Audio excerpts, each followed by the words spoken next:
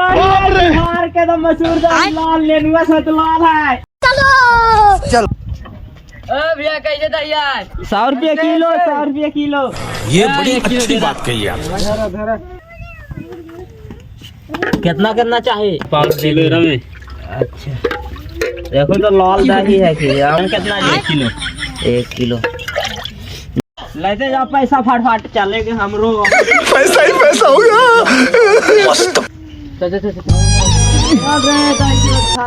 दही ले बजे। ओ देखला रुका जा।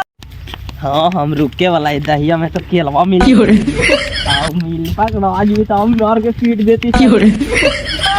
ई कर बाहिचे नेनुआ देके क्या और मिला देते हैं खाना। गलती वाली जी खोपड़ी तोड़। गलती दे लुआ नेनुआ है केला है। आज तेरी लो पैसा ना, ऐसे ना हो तो फिर